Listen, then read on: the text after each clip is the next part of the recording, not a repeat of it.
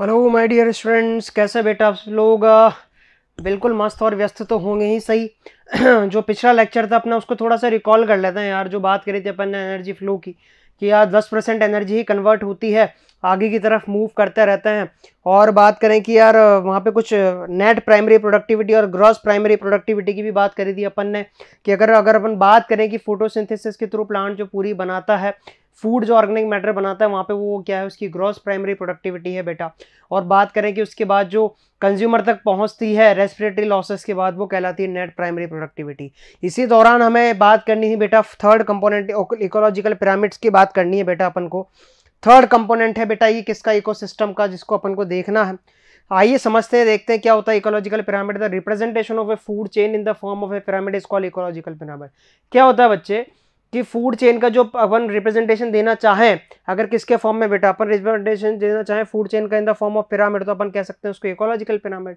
The base of pyramid represent the producer. ये बात याद रखने वाली है बच्चे। जो बेस होता है वो प्रोड्यूसर्स बनाता है, फर्स्ट ट्रॉफिक लेवल, ये फर्स्ट ट्रॉफिक लेवल है, ठीक है। और जो आगे बढ़ते जाते हैं सेकेंडरी कंज्यूमर आता गया, और फिर उसके बाद बात करेंगे टर्शरी कंज्यूमर आता है। जो टॉप कंज्यूमर हो गया वो बेटा कौन सी लेवल जो है वो टॉप लेवल बनाएगा, किसकी, ट्रॉफिक लेवल की।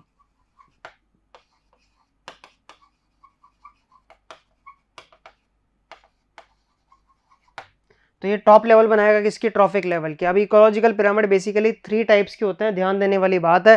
पहला है pyramid of number, pyramid of biomass, और तीसरा है पिरामिड ऑफ एनर्जी। तो पहले सबसे बार बार जो है अपन बात करते हैं कि पिरामिड होता क्या है। पिरामिड होता क्या है, पिरामिड बेसिकली कुछ नहीं है बेटा कि उसका ग्राफिकल रिप्रेजेंटेशन है, उसका अपन क्या कर सकते हैं, पिरामिड के फॉर्म में वहाँ पे शो कर सकते हैं। आइए सबसे पहले पिरामिड ऑफ नंबर से डील करेंगे बच्चे। इसका सबसे बढ़िया एग्जांपल होता है बेटा ग्रासलैंड का इकोसिस्टम। आओ थोड़ा जंगल में घूम के आते हैं, आओ चलो ग्रासलैंड चलते हैं, सवाना के ग्रासलैंड चलते हैं बेटा। और वहां जाके देखा कि यार घास उगी हुई थी, प्रोड्यूसर्स जो है नंबर बहुत ज्यादा था प्रोड्यूसर का। और प्रोड्यूसर कौन से, प्राइमरी प्रोड्यूसर, उनका नंबर कितना ज्यादा बेटा, बहुत ज्यादा नंबर था वहां पे, आप देख सकते हैं यहाँ पे। और उसके बाद बात करें अपन कि यार उनको खाने वाले जो खरगोश थे उनका नंबर बड़ा कम, मतलब उनके मुकाबले तो कम ही था। तो वहां पे प्राइमरी कंज्यूमर जो थे ना बेटा वो कम थे, ठीक है। उसके बाद बात करें, नंबर्स यहाँ पे शो रखे हैं आपको, ठीक है। उसके बाद उन खरगोश को खाने वाले अगर बात करें अपन वहाँ पे ईगल, या बात करें कि वहाँ पे बेसिकली मौजूद था खरगोश को खाने के लिए, वहाँ पे एक जैकल या वुल्फ मौजूद था, ठीक है। जैकल या वुल्फ वहाँ मौजूद था और उनका नंबर बेटा वहाँ पे उससे भी कम था, किससे, रैबिट जो थे ना ज़्यादा, उनसे भी कम था। और बात करें टर्शरी कंज्यूमर की, तो वहाँ पे लॉयन जो था, लायन जो प्रेजेंट था वहाँ पे, बात करें अपन तो लॉयन को खाने वाला जो था वहाँ पे कोई नहीं था। तो लॉयन वहाँ पे टर्शरी कंज्यूमर के रूप में बहुत कम प्रेजेंट था। अरे यार जंगल का राजा है वो, अपना नंबर बढ़ाता है, पर एक जंगल का तो एक ही राजा होता है ना लाला। तो बेसिकली यहाँ पे नंबर तो कम ही है। अगर अपन देखें बेटा पिरामिड के माध्यम से, तो प्राइमरी प्रोड्यूसर आपको बहुत ज़्यादा दिख रहे हैं, उसके मुकाबले कम दिख रहे हैं आपको प्राइमरी कंज्यूमर, फिर उससे भी कम दिख रहे हैं आपको सेकेंडरी कंज्यूमर, और टॉप पे तो बेटा एक ईगल ही काफ़ी है। अरे एक ईगल ही काफ़ी है, अरे याद है ना भैया, बाज, चीते की चाल और बाज की नज़र से बेटा और बाजीराव की तलवार से बचा नहीं जाता। तो बेसिकली यहाँ पे बाज की नज़र से तो बिल्कुल बच ही नहीं सकते आप, ईगल यहाँ पे मौजूद है बेटा। पिरामिड ऑफ नंबर यहाँ पे आप देख चुके हैं। ग्रासलैंड इकोसिस्टम याद रखना है आपको, एग्जांपल सबसे बेस्ट है बेटा।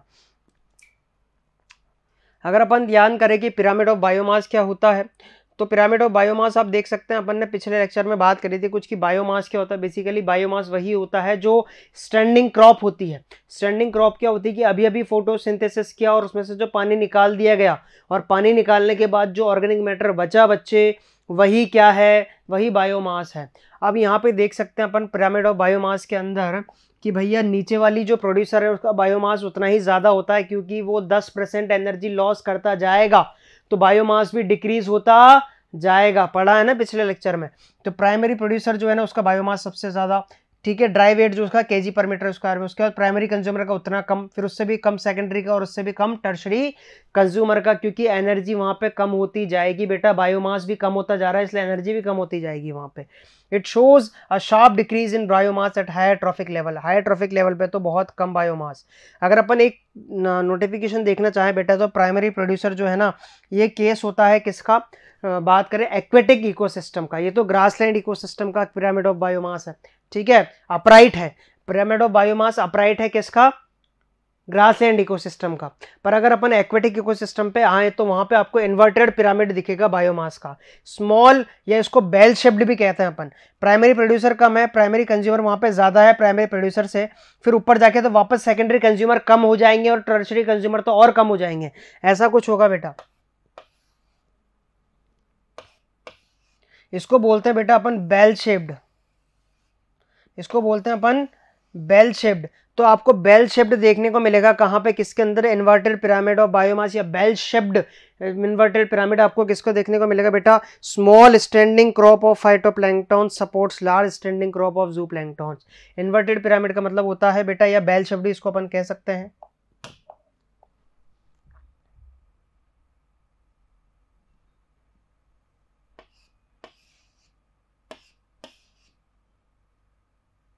तो आप देख सकते हैं आपको इन्वर्टेड पिरामिड, यहाँ पे इन्वर्टेड पिरामिड देखने को मिल रहा है आपको, ठीक है, इन्वर्टेड पिरामिड आपको देखने को मिल रहा है। तो बेसिकली बात करें अपन यहाँ पे कि ऊपर की तरफ जो है नंबर डिक्रीज होता है, बीच में नंबर इंक्रीज हो गया, फिर ऊपर की तरफ नंबर डिक्रीज हो गया। और inverted pyramid of biomass basically example है बेटा एक्वेटिक इकोसिस्टम का, याद रखने वाली बात है, ये पूछा गया है भाई साहब। अगर अपन बात करें आगे की तरफ और एनर्जी पिरामिड ऑफ एनर्जी की बात करें तो प्राइमरी प्रोड्यूसर जो है अपनी 1% एनर्जी जो सनलाइट से लेते हैं उसकी सिर्फ और सिर्फ 1% एनर्जी, पिछला लेक्चर भी इसको जो है बेटा डेडिकेट किया गया था। आप देख सकते हैं कि यहाँ पे उसको कितनी लाख जो है जूल एनर्जी मिली बेटा, यहाँ पे 1 लाख जूल एनर्जी उसको मिली है यहाँ पे। अब उसने 1 लाख जूल एनर्जी को 10,000 जूल एनर्जी में कन्वर्ट कर दिया, क्योंकि ओनली बात करें अपन की सनलाइट की जितनी एनर्जी आती है उसमें से सिर्फ 1% फोटोसिंथेसिस के काम में ली जाती है, 1% काम में ले ली उसने 10,000। फिर उसके बाद 10 अब उसके बाद 1% नहीं, अब इसके बाद 10% के हिसाब से लॉस होना शुरू हो जाएगा, और 10% लॉस होगा तो 1000 जूल, फिर 10% तो 100, फिर 10% तो 10 जूल। तो ऊपर वाले को तो 10 जूल ही मिली। अरे एब्जॉर्ब पड़ी कितनी थी धरती पे, 1 लाख जूल, एब्जॉर्ब कितनी गई उसमें से 10,000 जूल, फिर 10,000 में से ऊपर वाले को कितनी मिली 10, कितना ज्यादा लॉस हो गया एनर्जी का, ऊपर वाले को तो एनर्जी मिली ही नहीं कुछ। इसीलिए बेटा जो टॉप कार्निवोर है उनको बार बार खाना खाने की जरूरत पड़ती रहती है। लाला समझ में आया कि नहीं, ये है पिरामिड ऑफ एनर्जी। यहाँ पे अगर अपन बात करें कि any calculations of energy content biomass और नंबर्स हैज टू इंक्लूड और ऑर्गेनिजम्स एट ट्रॉफिक लेवल, ऐसा नहीं है कि तुम अलग अलग ऑर्गेनिज्म को अलग अलग छांट दोगे, उसमें से जितने भी ऑर्गेनिज्म उस ट्रॉफिक लेवल पे हैं, चाहे सेकेंडरी कंज्यूमर पे स्पैरो आ रही हो या फिर वो स्पैरो प्राइमरी कंज्यूमर में पहले आ रही हो, तो उससे फर्क नहीं पड़ता। नेक्स्ट लाइन में लिखा हुआ है बेटा, the trophic level represents a functional level not a species as such. वो फंक्शनल लेवल बताती है वहां पे कि हाँ भाई साहब ये सेकेंडरी कंज्यूमर इसलिए है क्योंकि ये प्रोड्यूसर ये प्राइमरी कंज्यूमर पे फीड कर रहा है, ये प्राइमरी कंज्यूमर इसलिए है क्योंकि प्रोड्यूसर पे फीड कर रहा है। तो उसका जो फंक्शन परफॉर्म कर रहा है ना वहां पे जो ऑर्गेनिज्म, उसके बेसिस पे उसको ट्रॉफिक लेवल पे रखा है, इस बेसिस पे नहीं कि वो किस स्पीशीज का है, ठीक है। या गिवन स्पीशीज में occupy more than 1 trophic level, एक गिवन स्पीशीज एक से ज्यादा ट्रॉफिक लेवल अप्लाई कर सकती है, जैसे कि in the same ecosystem at the same time, एक टाइम पे एक इकोसिस्टम में एक से ज्यादा ट्रॉफिक लेवल ऑक्यूपाई कर सकती है। A sparrow is a primary consumer when it eats seeds fruits and peas. अगर प्रोड्यूसर खाता है, प्राइमरी कंज्यूमर कौन हो सकती है, स्पैरो हो सकती है जब वो फ्रूट सीड या पीस खाती है, क्योंकि वो प्रोड्यूसर को खा रही है। पर उसी सेम टाइम पे वो सेकेंडरी कंज्यूमर भी होती है जब वो इंसेक्ट्स और वॉर्म्स को खा रही होती है। तो एक पर्टिकुलर ट्रॉफिक लेवल पे, मतलब 2 ट्रॉफिक लेवल पे एक पर्टिकुलर ऑर्गेनिज्म भी हो सकता है। अगर अपन ऐसे देखते कि स्पीशीज है तो फिर तो गलत गलत हो जाता, पर अगर अपन देख रहे हैं कि ट्रॉफिक लेवल है तो ट्रॉफिक लेवल पे तो बेटा वो अलग जो है सेम ऑर्गेनिज्म अलग अलग ट्रॉफिक लेवल पे हो सकता है, सेम टाइम पे सेम जगह पे। In most ecosystem all the pyramids are upright. हर इकोसिस्टम के अंदर पिरामिड अपराइट है, ध्यान रखने वाली बात है बेटा ये point. That is, producers are more in number and biomass than the herbivores, and herbivores are more in number and biomass than the carnivores. Also, energy at a lower trophic level is always more than a higher trophic level. ये अपन ने देखा है। और किसके अंदर inverted है बेटा, अपन ने देखा एक्वेटिक इकोसिस्टम के अंदर। एग्जाम्पल ऑफ इन्वर्टेड पिरामिड, ये मोस्ट इंपॉर्टेंट एग्जाम्पल्स है बेटा, आपको ध्यान रखने ही रखने हैं। Insects feeding on a big tree, insects feeding on a big tree में आप देख सकते हैं कि भाई साहब इंसेक्ट ज्यादा है, ठीक है, और वहां पे जो प्रोड्यूसर है वो सिंगल है। अब प्रोड्यूसर एक सिंगल ट्री है, उस पर एक हर्बीवोर जैसे कि स्पेरो वगैरह है, और हर्बीवोर का नंबर फिर खाने वाले जो है पैरासाइट उन पे इंक्रीज हो रहे हैं, फिर हाइपर पैरासाइट जो है वो इंक्रीज हो रहे हैं। तो आप देख सकते हैं कि शुरुआत तो हुई सिंगल ट्री से, पर उस पर फीड करने वाले लोग जो ऊपर जो है बढ़ते गए। तो यहाँ पे इन्वर्टेड पिरामिड में क्या है कि प्रोड्यूसर जो है ना, प्रोड्यूसर वो हमेशा नीचे आएगा, ध्यान रखना हमेशा। प्रोड्यूसर हमेशा फर्स्ट ट्रॉफिक लेवल ऑक्यूपाई करता है, फिर उसके बाद प्राइमरी, फिर सेकेंडरी, फिर उसके बाद टर्शियरी कंज्यूमर। अगर प्रोड्यूसर एक है ना बेटा, तो इन्वर्टेड पिरामिड अपने आप हो जाएगा। वो अपन को ये नहीं सोचना है यार प्रोड्यूसर यहाँ पे कम है तो इसको ऊपर रख देंगे। प्रोड्यूसर ऊपर नहीं रखता है, प्रोड्यूसर नीचे रखाई में आता है बेटा हमेशा।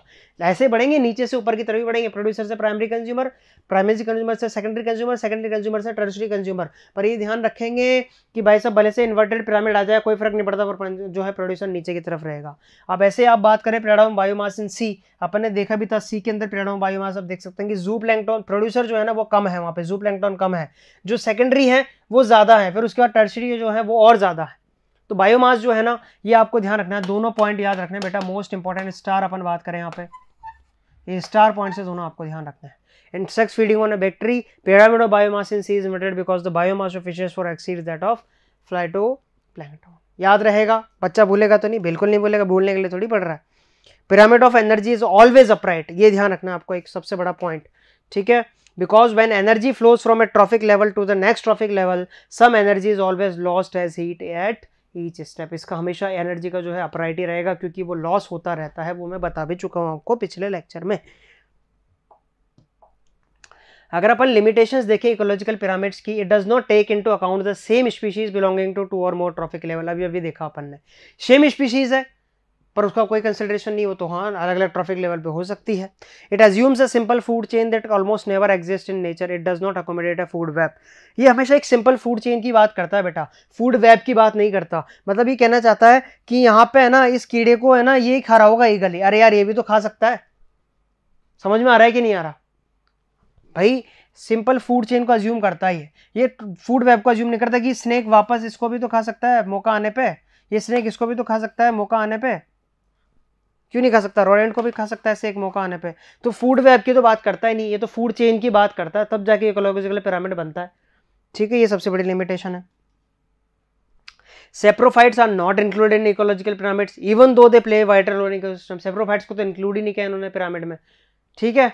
तो वो एक लिमिटेशंस वहाँ पे है। अगर अपन बात करें बेटा, अब फोर्थ पिलर की बात करने जा रहे हैं, यहाँ पे न्यूट्रिएंट साइकिल्स की बात करने जा रहे हैं। न्यूट्रिएंट साइकिलिंग जो एनवायरमेंट के अंदर होती है इकोसिस्टम की, फोर्थ पिलर की बात करने जा रहे हैं अपन बेटा, फोर्थ कंपोनेंट की बात करने जा रहे हैं।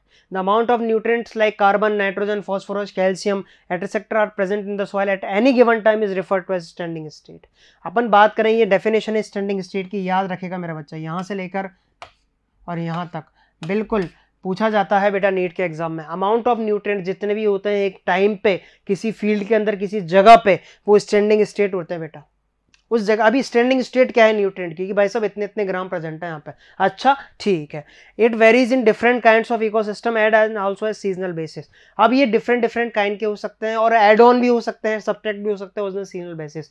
अगर बात करें पर्टिकुलर क्रॉप जैसे पल्सेस किसी फील्ड के अंदर जो है उगाई जा रही है, तो वहाँ पे नाइट्रोजन का मिलना बहुत ज़्यादा अबंडेंस में भैया हो सकता है, बिल्कुल वहाँ पे पल्सेस क्रॉप है, लेग्यूमिनेसी क्रॉप है। अब आप ये कहो कि यार उस फलाने में तो नहीं मिल रहा, तो भैया ये उसकी सीजनल बेसिस, पल्सेस भी सीजनल बेसिस पे उगाई जाती हैं, बारिश के सीजन में उगाई जाती है बेटा। Nutrients are never lost from the ecosystem. Nutrients कभी भी लॉस नहीं होते इकोसिस्टम से, they are recycled again and again, ये तो ऑब्वियस सी बात है। The movement of nutrient elements through various components of an ecosystem is called nutrient cycling. जो मूवमेंट होता है न्यूट्रिएंट्स का अलग अलग कंपोनेंट्स ऑफ इकोसिस्टम है, लैंड से वाटर, वाटर से लैंड, लैंड से एयर, एयर से लैंड से वाटर, एयर, तो इस तरह से जो मूवमेंट होता है ना, ये पूरा न्यूट्रिएंट साइकिलिंग कहलाता है। अपन को न्यूट्रिएंट साइकिलिंग देखनी है बेटा, अपन को नाइट्रोजन की और फॉस्फोरस की और कार्बन की जो आपके सिलेबस में है वो देखना है। सबसे पहले कार्बन साइकिल की बात करेंगे, नाइट्रोजन की अपन बात कर चुके हैं कहाँ पे बेटा, मिनरल न्यूट्रिशन के अंदर। कार्बन साइकिल को अपन देखें तो रिजर्व, सबसे पहले देखेंगे रिजर्वेयर कौन कौन है कार्बन के, कार्बन कहाँ कहाँ स्टोर्ड है, कहाँ कहाँ से ले सकते हैं उसको देखेंगे के लिए। पहला तो एटमॉस्फेयर में है बेटा 1%, ऑर्गेनिज्म 49% जो है ड्राई वेट, पानी निकालने के बाद हमारा भी सबका। ओशियंस 70% डिजोल्व कार्बन है। It regulates the amount of atmospheric CO2, fossil fuel के अंदर है। Carbon cycling occurs through atmosphere, ocean and through living and dead organism. Atmosphere होता है इन्वॉल्व और उसके अंदर ओशियन होते हैं इन्वॉल्व, और बात करें लिविंग और डेड ऑर्गेनिज्म उसके अंदर इन्वॉल्व होते हैं। इनके थ्रू ही साइकिलिंग होगी किसकी बेटा, कार्बन की। 4 × 10⁻13 kg of carbon is fixed in the biosphere through photosynthesis annually. हर साल इतना किलो कार्बन जो है ना वो फिक्स किया जाता है फोटोसिंथेसिस में, और बेटा कार्बोहाइड्रेट के फॉर्म में फिक्स किया जाता है। वो फोटोसिंथेसिस कर क्या रहा है, कार्बोहाइड्रेट ही बना रहा है, तो उस फॉर्म में फिक्स किया जाता है वो। A major amount of carbon returns to the atmosphere as CO2 through respiration. और फिर वही प्लांट जब रेस्पिरेशन में कार्बोहाइड्रेट को जलाता है तो उसका मेजर पोर्शन जो है वो CO2 के फॉर्म में एटमॉस्फेयर को वापस मिल जाता है। तो ये भी एक फॉर्म ऑफ रिसाइकलिंग है बच्चे।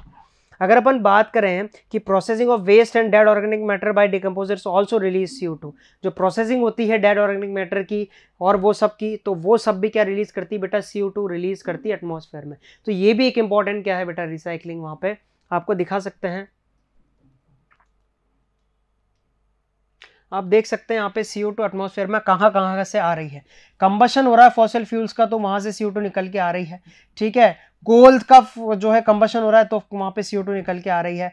Burning of forest and fuel burn organic debris हो रही है तो वहां पे CO2 निकल के आ रही है बेटा, ठीक है।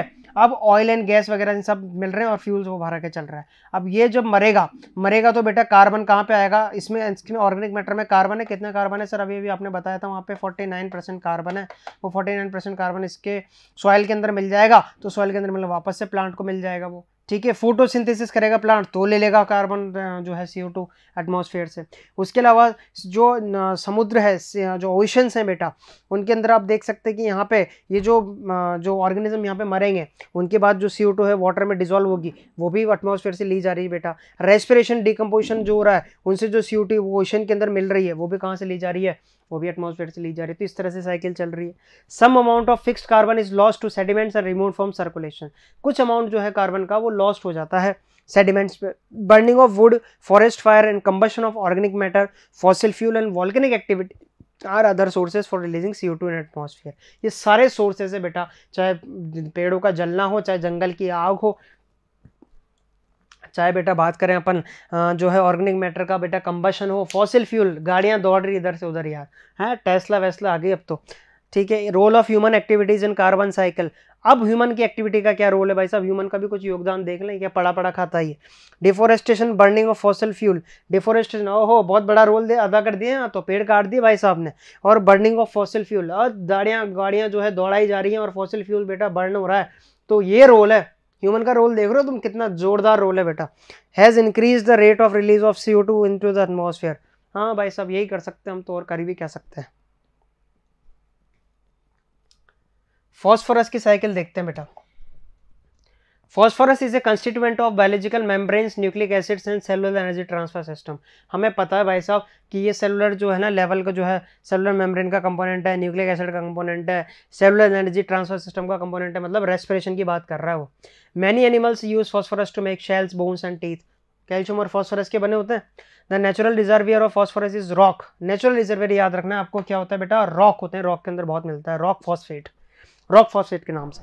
व्हेन रॉक्स आर वेदर्ड, जब रॉक की वेदरिंग होती है, minute amounts of phosphates dissolved in soil solution and are absorbed by the plants, herbivores and other animals obtain this from plants. जो वेदरिंग होती है ना, सॉइल बनता है, सॉइल में बेटा बेसिकली प्लांट एब्जॉर्ब करते हैं फॉस्फोरस को वहां से, और फिर हर्बीवोर्स जब ग्रीजिंग करते हैं उस प्रोड्यूसर पे तो उनको भी वहां से फॉस्फोरस मिल जाता है।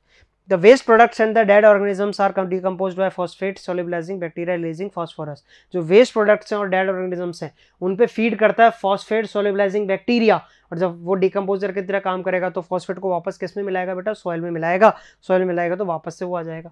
आप देख सकते हैं कि कंज्यूमर्स यहाँ पे प्रोड्यूसर से लेते हैं, मतलब प्लांट्स को कंज्यूम किया कंज्यूमर्स ने, फिर वो सड़ गए डेट्राइटर्स से, वापस से बेटा जो सॉइल सोल्यूशन के अंदर डिकम्पोजिशन हुआ और पूरा जो है वेदरिंग से भी मिल गया, और बात करें कि डिकम्पोजिशन से भी फॉस्फेट यहाँ पे मिल गया, और वापस से अपटेक कर लिया प्रोड्यूसर्स ने, प्लांट्स ने अपटेक कर लिया, वापस से वो साइकिल चल गई। दूसरा, प्रोड्यूसर्स की पत्तियां खुद गिरी तो वहां से फॉस्फोरस डेट्राइटर्स हुआ और वापस से कम जो है सॉइल के अंदर मिल गया, तो या फिर थोड़ा बहुत जो है वहां से रन ऑफ हो गया, या बात करें कि अपन वहां से जो है बारिश के दौरान लीचिंग भी हो जाती है।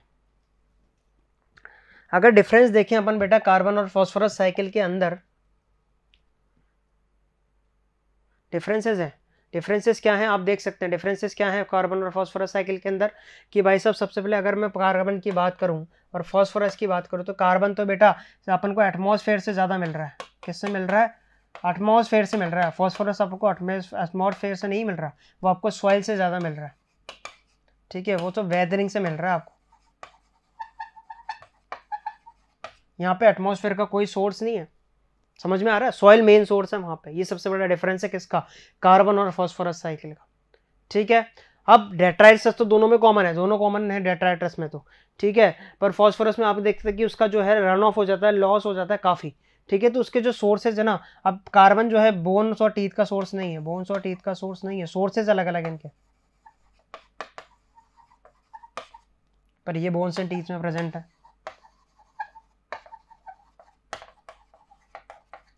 दूसरा, वेदरिंग नहीं हो रही यहाँ पे, वेदरिंग से नहीं मिल रहा ये वेदरिंग से मिल रहा है। तो डिफरेंस क्या है भाई? डिफरेंस तो बहुत बड़ा है, वो वेदरिंग से मिल रहा है, वो वेदरिंग से नहीं मिल रहा, ठीक है। यहाँ तो बिना वेदरिंग के जो है मिल रहा है, और वो बिना वेदरिंग के मिल नहीं पा रहा है भी। ये बेसिकली डिफरेंस है किसके अंदर? कार्बन और फॉस्फोरस साइकिल के अंदर। तो ये अपन ने बात करी बेटा बायोडाइवर्सिटी की, इकोसिस्टम के 4 पिलर की। सबसे पहले बात करी थी अपन ने बेटा वहाँ पे एनर्जी फ्लो की बात करी थी बेटा, वहाँ पे बात करी थी अपन ने बेटा सॉइल फॉर्मेशन की, और भी चीज़ें अपन ने देखी। फिर उसके बाद पिरामिड्स की बात करी, बायोमास की बात करी, देखा कि किस तरह का इन्वर्टेड पिरामिड होता है, किस तरह का जो है 2 इन्वर्टेड पिरामिड आपने देखे हैं वहाँ पे एक्वेटिक इकोसिस्टम के अंदर देखा। और बेटा कहाँ पे देखा आपने? बायोमास। तो बेसिकली हो क्या रहा है? हो ये रहा है कि भाई ये जो इकोसिस्टम के 4 पिलर्स हैं वो अपन को देखने थे, ठीक है। और अगला लेक्चर जो अपना रहेगा बेटा वो बायोडाइवर्सिटी के ऊपर रहने वाला है, ठीक है। वहाँ पे देखेंगे अपन कि किस तरह से बायोडाइवर्सिटी उसको अपन कंजर्व कर सकते हैं, और कितनी बायोडाइवर्सिटी, कितनी स्पीशीज़ मौजूद है अपने आसपास, वो सब देखेंगे अपन नेक्स्ट लेक्चर में। तब तक के लिए थैंक यू।